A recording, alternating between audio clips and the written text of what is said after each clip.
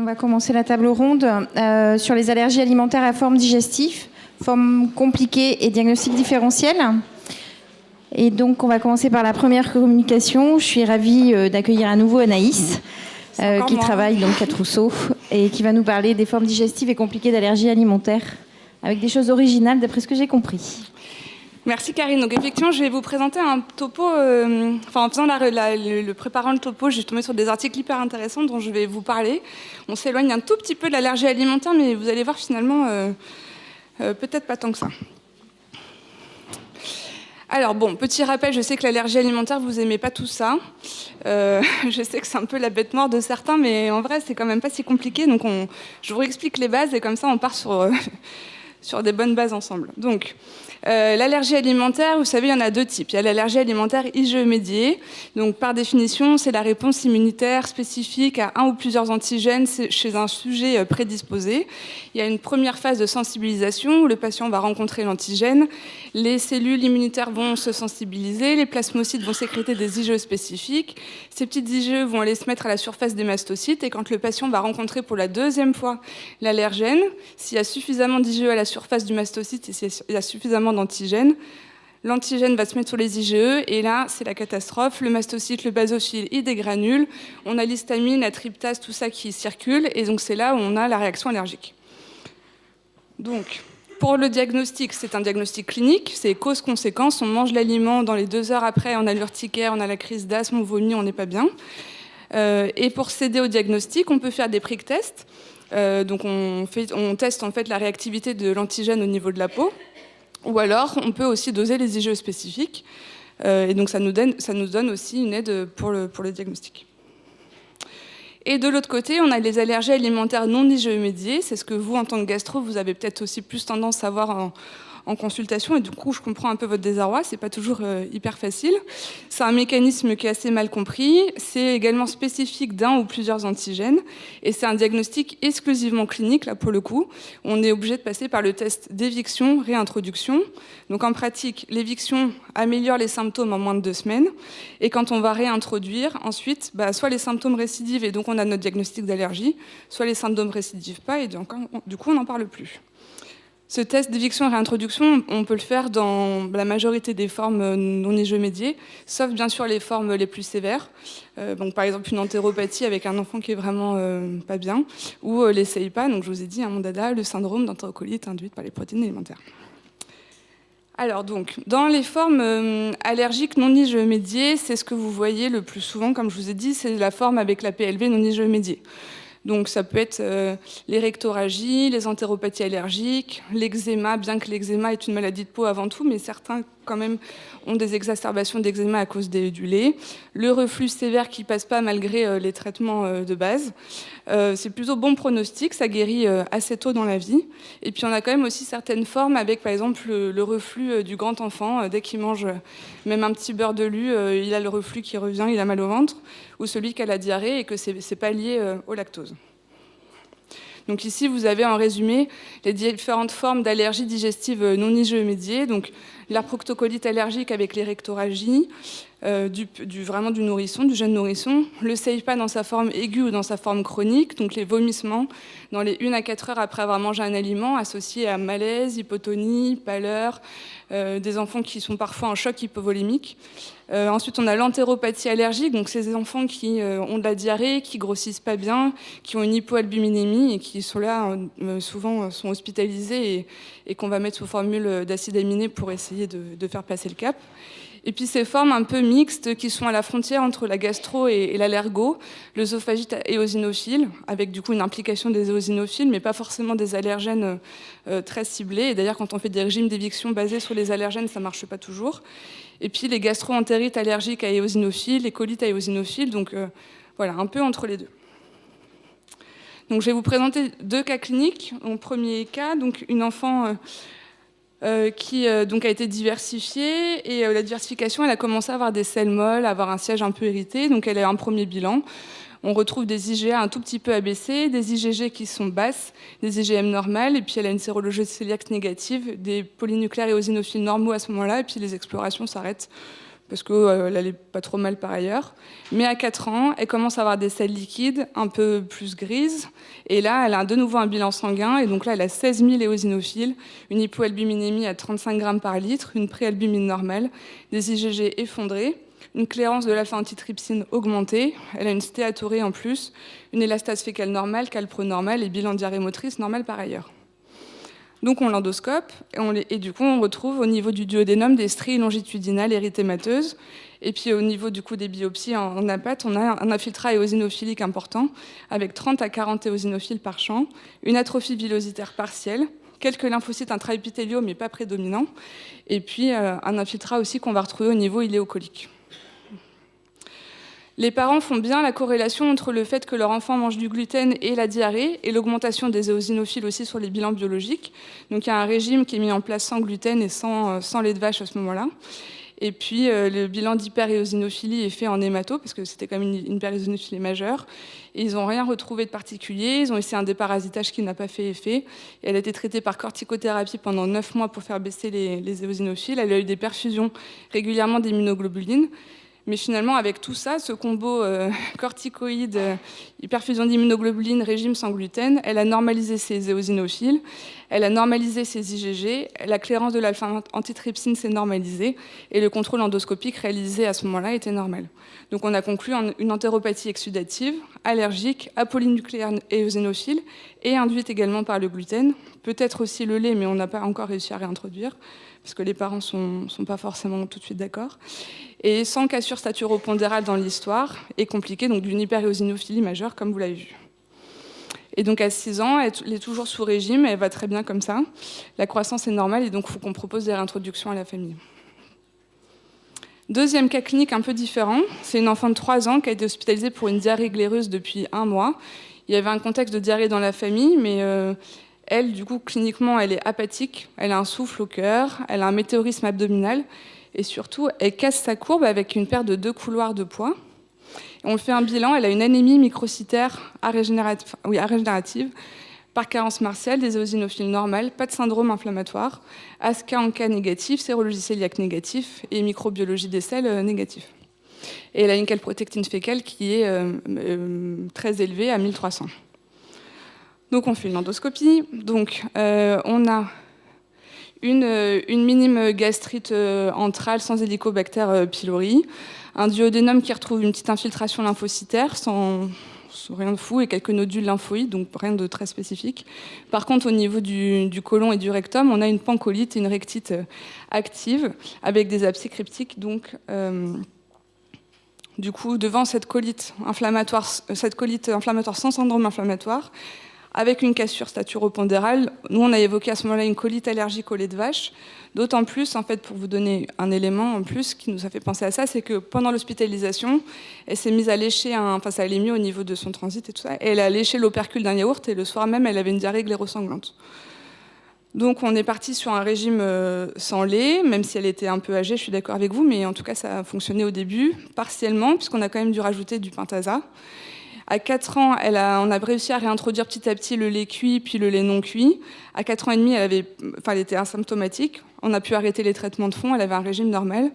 Elle avait une calpro qui était à 200, donc pas strictement parfaite, mais on n'était pas sur les 1300 du début. Et puis à 7 ans, elle avait un régime normal, pas de traitement de fond, pas de diarrhée, croissance normale, mais là, la calprotectine s'est mise à remonter à 700, voire 1300. Donc là, on a refait une endoscopie et on avait du coup à nouveau une colite active. Donc on a repris là cette fois-ci un traitement de fond avec le diagnostic d'une colite inflammatoire de type RCH. Donc ça, c'était pour vous parler de ces formes, je ne sais pas si vous en avez eu aussi dans vos services, mais de ces patients qui ont parfois une allergie au lait de vache qui commence un peu comme ça, ou des colites à éosinophiles, et qui après vont évoluer vers des MICI. Donc est-ce que c'est une coïncidence ou est-ce que c'est un peu une continuité de la pathologie ?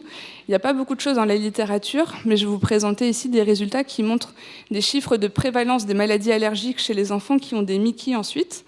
Donc à gauche, une cohorte finlandaise, où en fait on voit que les enfants qui avaient du coup un Crohn plus tard avaient déjà eu dans l'enfance une AP élevée, donc avec un risque, quand on compare avec les témoins, qui est quasiment d'un facteur 2. C'est vrai également pour l'asthme. Et par contre, dans cette étude polonaise, on n'avait pas de corrélation entre allergie dans l'enfance et MICI plus tard. Donc on a des résultats qui sont controversés. Donc il faut continuer à étudier ce lien. Il n'y a pas beaucoup de choses dans la littérature, encore une fois, mais je trouve que ça pose question.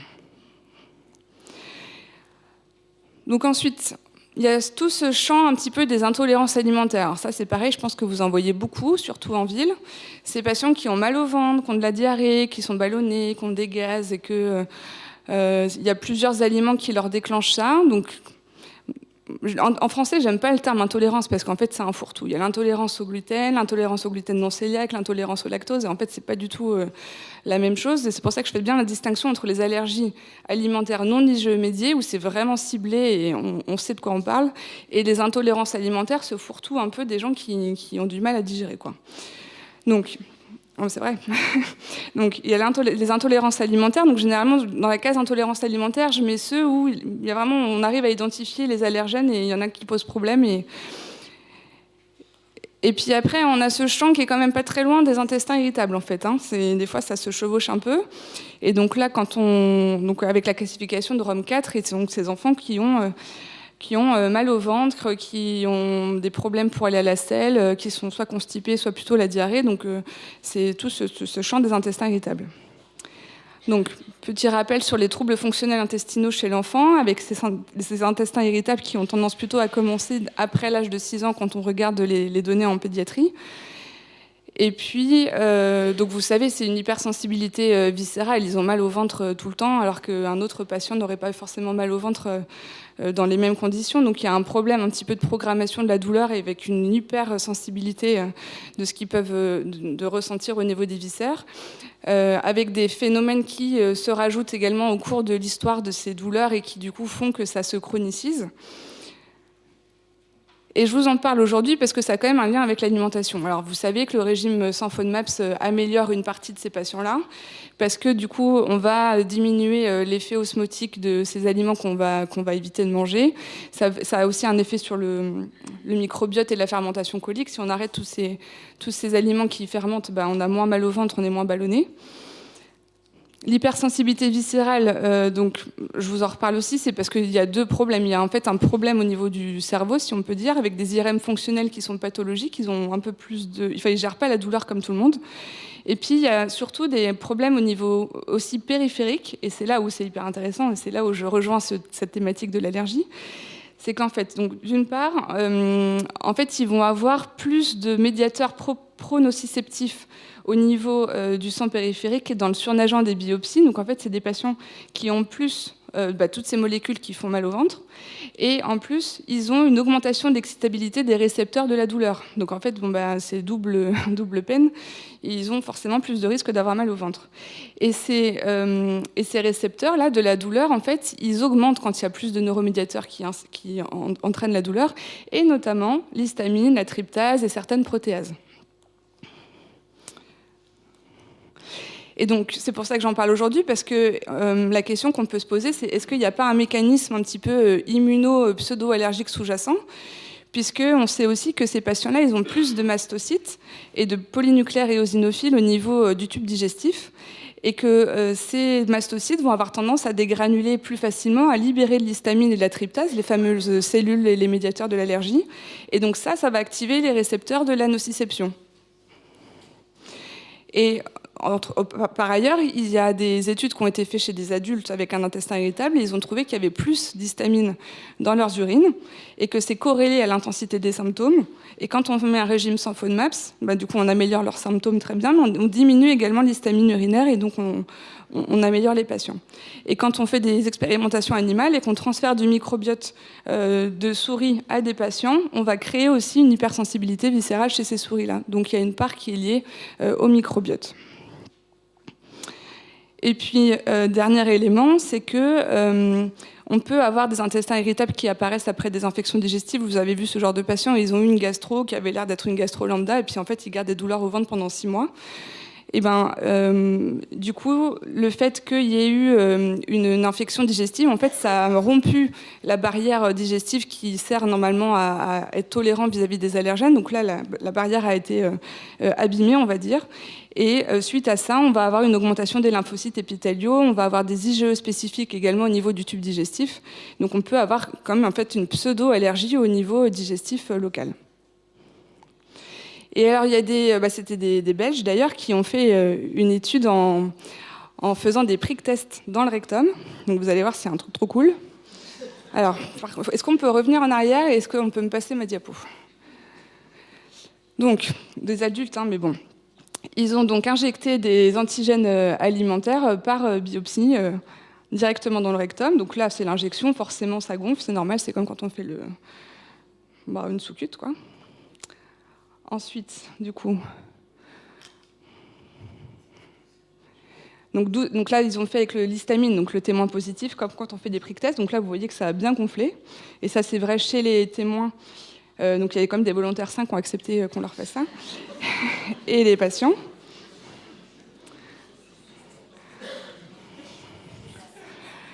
Ça, donc les volontaires sains, quand on leur a fait l'injection de lait, vous voyez que voilà, ça n'a pas du tout gonflé. Il y a un petit aft là, et puis l'autre, je pense que c'est le point d'injection, mais globalement, il n'y a pas d'œdème. Et puis alors là, c'est quand on regarde chez les patients qui ont l'intestin irritable. Donc là, bon, ça en couleur, ils vont changer les couleurs à la fin de la diapo. Et voilà, là, c'est gonflé. Donc voilà. Donc, il se passe quand même un truc un petit peu pseudo-allergique au niveau du tube digestif de ces patients qui ont un intestin irritable. Donc sur cette diapo, vous avez tous les différents schémas de l'étude. Donc vous voyez ici, là. Donc là, c'était l'injection avec le sérum Phi, avec l'histamine, donc ça gonfle et chez les patients volontaires sains et chez les intestins irritables. Et puis après, ils ont testé plusieurs aliments, donc le soja, le blé, le gluten et le lait. Et vous voyez ici que ça gonfle plutôt chez les intestins irritables et ça ne gonfle pas chez les témoins. Donc finalement, il y avait 7 patients sur 12 qui avaient l'intestin irritable qui ont réagi. Et à chaque fois, le blé et le gluten ont réagi dans 5 cas sur 7. Ensuite, quand on regarde sur les autres images ici, en fait, c'est pour vous montrer qu'ils ont regardé la distance entre les mastocytes et les cellules, et les nerfs en fait responsables de la douleur. Et donc plus les mastocytes étaient proches des cellules nerveuses, plus la douleur allait augmenter, les symptômes de douleur abdominale allaient augmenter. Et ils ont corrélé aussi à l'infiltration. Merci pour cette ambiance cosy. Ils ont corrélé avec les IgE qui ont infiltré la muqueuse. Et donc pareil, on a une corrélation entre les douleurs abdominales et l'infiltration avec les IgE au niveau de la muqueuse. Donc du coup, c'est un peu intéressant, c'est pour ça que je voulais vous en parler aujourd'hui. En tout cas, moi, ça m'a passionnée quand j'ai lu ces papiers. Donc j'espère que je vous ai passionné aussi aujourd'hui. Mais du coup, ça pourrait peut-être nous ouvrir sur des pistes thérapeutiques chez ces patients où c'est vrai qu'on est un peu démunis en consultation parce qu'à part leur donner des antispasmodiques, éventuellement des probiotiques, mais ça marche pas toujours, en fait, on leur dit, vous allez avoir mal au ventre, mais rentrez chez vous, quoi. Enfin, c'est pas très satisfaisant. Donc, il y a des études qui ont été faites pour mettre, par exemple, des médicaments qui stabilisent les surfaces du mastocyte pour essayer de limiter la dégranulation de ces cellules. Il y a aussi des patients qui avaient été traités pour un asthme par de l'omalizumab, donc un anti-IgE, qui ont eu leurs symptômes de douleur abdominale qui ont diminué. Alors, c'était pas avec en placebo et c'était pas en aveugle, etc. Ils se sont juste rendus compte de ça. Mais du coup, et puis il y a aussi des médicaments antihistaminiques qui pourraient être essayés. Mais du coup, tout ça pour vous dire que peut-être qu'on peut aller chercher d'autres pistes thérapeutiques pour améliorer ces patients-là. Donc, en résumé, les allergies non IgE médiées, l'intolérance alimentaire et les syndromes de l'intestin irritable, ça se chevauche et parfois ça se ressemble beaucoup. Et du coup, de toute manière, il faut être assez sûr de son diagnostic avant de faire des régimes d'éviction alimentaire et faire des évictions qui soient justifiées. Vérifier bien sûr quand les patients ils sont sous régime d'éviction multiple parce qu'ils ont eu la mauvaise idée d'aller se faire doser les IgG en ville et d'avoir perdu 250 €, de vérifier que leur régime n'est pas carencé. Et puis bien sûr prendre en charge la part psychologique, accompagner ces enfants et leurs familles. Et puis quand même, s'ils ont vraiment mal au ventre et que ça ne va pas, il faudra leur faire un PAI, une trousse de secours avec au moins du Doliprane et du Spasfon. Et puis voilà. Merci pour votre attention.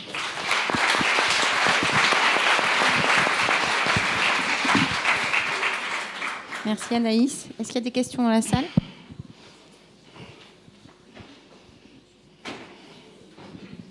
En attendant des questions, est-ce que vous avez envisagé chez ces enfants-là qui ont des allergies alimentaires, enfin des troubles fonctionnels avec des allergies alimentaires suspectées, l'intérêt des pré ou probiotiques? Est-ce que vous avez un petit peu... Alors, il y a vous n'en avez certains... pas parlé du tout. Oui, j'en ai pas trop parlé. C'est vrai qu'il y a des probiotiques qui fonctionnent dans l'intestin irritable, notamment par exemple le Nutramugène LGG. Malheureusement, en France, on l'a pas comme ça, ou alors il faut l'acheter sur les parapharmacies en ligne, et j'ai toujours un peu peur de ce qu'il y a dedans et que ce soit pas tout à fait adapté. Ça a démontré son efficacité et l'EFSGAN le recommande. Après, voilà, comme je disais, tous les pré et probiotiques ne sont pas équivalents, et donc... moi, je pense que en fait, les pré et probiotiques, enfin surtout les probiotiques, seraient beaucoup plus efficaces si on savait ce qu'il faut corriger chez le patient, en fait. Mais aujourd'hui, on ne fait pas des études du microbiote chez les patients, c'est pas du tout dans les pratiques, et heureusement. Mais en fait, peut-être que si on avait des probiotiques ciblés avec une application vraiment ciblée pour le patient, ce serait beaucoup plus efficace que de dire on va mettre celui-là et puis on va voir ce qui se passe, en fait. Je pense que c'est pour ça que les probiotiques ne marchent pas. Enfin, il marche dans certaines études. Oui, mais globalement, ils ne marchent pas tous parce qu'en fait, on ne les cible pas. C'est pas une application thérapeutique ciblée aux patients. Emmanuel ? Est-ce que tu pourrais nous donner éventuellement des données sur l'omalizumab dans les pathologies à éosinophile digestive? Est-ce que tu as utilisé pour certains malades? Est-ce que tu as... Oui. Ça marche pas très bien. Ce qui marche le mieux, c'est plutôt le dupilumab. Mais les anti-IgE, en fait, il faut cibler les éosinophiles en fait, plus que cibler les IgE dans les pathologies comme l'œsophagite éosinophile. Le dupilumab, ça marche vraiment très bien dans les études, mais voilà, on n'a pas encore la même en pédiatrie, donc vivement qu'on l'ait. Mais... Oui, mais si... Enfin, là, dans l'eczéma, mais on l'a pas dans l'œsophagite. Éventuellement, s'ils sont asthmatiques avec. Voilà, c'est ça. S'ils ont de l'eczéma, etc., on peut en profiter, mais c'est vrai que normalement, c'est l'eczéma sévère et c'est pas forcément les patients que nous on voit. Mais en tout cas, dupilumab et l'œsophagite éosinophile, très efficace d'après la littérature. Et même sur une entéropathie, quoi, un peu. Entéropathie, il y a moins de données là-dessus. Donc, difficile de te répondre. Professeur Dupont. Oui, bonjour. Bonjour. Merci beaucoup. J'ai trouvé que c'était très intéressant, très clair. J'ai deux, trois commentaires. J'ai bien aimé votre dernière diapositive dans laquelle vous rassemblez les allergies non IgE médiées, ce qu'on appelle les intolérances alimentaires et même les troubles fonctionnels. Je pense que tout ça, c'est la même chose. C'est un continuum. Et je vais jusqu'à dire que quand les adultes voient des colites microscopiques, ils devraient, avant de commencer des traitements très compliqués, commencer à tester simplement un régime sans blé ou sans lait ou voir ce qui se passe. Et je pense que c'est globalement un peu la même chose. D'ailleurs, quand on regarde et quand on traite les enfants, en les mettant en régime, les enfants qui ont ce genre de choses, eh bien, les parents en général se mettent au régime également et on va revenir à la grand-mère, heureuse comme tout, parce qu'enfin, elle a plus ses problèmes. Donc je pense que ce serait intéressant d'essayer de voir cette espèce de continuum de façon plus précise, on va dire. En ce qui concerne la relation entre les IgE, enfin les allergies IgE médiées et colite et la rectocolite hémorragique, moi j'ai eu un cas également récent, un enfant qui était très allergique IgE médié au lait et qui a déclenché vers l'âge de 10 ans une rectocolite hémorragique. Et à Saint-Vincent-de-Paul, quand on faisait systématiquement une recherche des IgE dans la muqueuse des enfants, quelles que soient les biopsies, on voyait souvent des IgE augmentés dans les rectocolites hémorragiques. Alors, on n'a pas eu le temps de beaucoup publier ça, mais je pense qu'il y a une relation entre les deux. Voilà. Un dernier commentaire. Vous avez parlé du chromoglycate de sodium. Autrefois, on avait en France le nalcron, on l'a plus. Maintenant, il faut faire des préparations magistrales. Et c'est dommage parce qu'il y a probablement toute une série de situations dans lesquelles on pourrait l'utiliser. Donc, un travail qui permettrait de redonner une AMM au chromoglycate de sodium serait intéressant à faire. Merci pour vos commentaires. Il y a encore une question, mais on va peut-être s'arrêter après parce que... Oui. Anaïs, une question. Deux questions. Merci pour ton exposé brillante. Sur le CIPA et le protocole d'acquisition de tolérance. Un petit commentaire, c'est une discordance totale entre les gastropédiatres et les allergologues. Tu es pour ou contre? Nous, les gastropédiatres, on est contre. Donc, le protocole de réintroduction, c'est-à-dire comment on fait les TPO? Sur le CIPA, est-ce que tu réalises le protocole de tolérance répété ou non? Merci. Moi, je fais partie du groupe de travail CEIPA de la Société française d'Allergo aussi, donc j'ai participé à ce registre et du coup à ces protocoles. Mais je trouve que c'est plutôt... Enfin, en fait, ce que j'aimais pas dans les consensus concernant le CEIPA et cette dose de Novak et al., c'est que, en fait, pour un patient, on avait une variation de la dose qui était énorme. Et donc là, faire un protocole avec 25% de la dose normale pour l'âge, je trouve ça beaucoup plus intéressant parce que du coup, ça répond plus aux besoins. Et effectivement, on a constaté quand même que quand le patient ne réagit pas à la première dose de 25%, généralement, il ne réagit pas par la suite, ou en tout cas, il ne fera pas de réaction grave. Donc moi, j'aime bien ce protocole de on commence à l'hôpital et les gens continuent à la maison. Alors, Moi, je n'ai pas constaté ça. Mais on pourra en reparler. Parlez dans la pause. Encore une question, s'il vous plaît. Une seule question, et après c'est terminé. Bonjour, merci, c'est très intéressant. J'ai peut-être loupé l'info, mais est-ce qu'il y a des données sur la tryptase sérique de ces enfants ou de ces adultes plutôt qui avaient des troubles fonctionnels intestinaux et chez qui on pourrait imaginer utiliser de thérapeutiques anti-H1, anti-H2 comme le SAMA? La tryptase sérique, a priori, elle n'est pas plus augmentée. Enfin, on n'est pas dans le SAMA, justement, on n'est pas dans ces pathologies du mastocyte, mais par contre, l'histamine urinaire est augmentée. Donc, c'est vraiment, enfin, pour moi, tout ce qui est allergie non IgE-média, intolérance, le CEIPA même, c'est vraiment des choses qui se passent au niveau du tube digestif, et c'est pour ça qu'on ne trouve rien au niveau périphérique. C'est localisé au tube digestif. Okay, donc, merci. pas de choses périphériques. Merci, je te laisse. Merci beaucoup. Anaïs. Merci. Et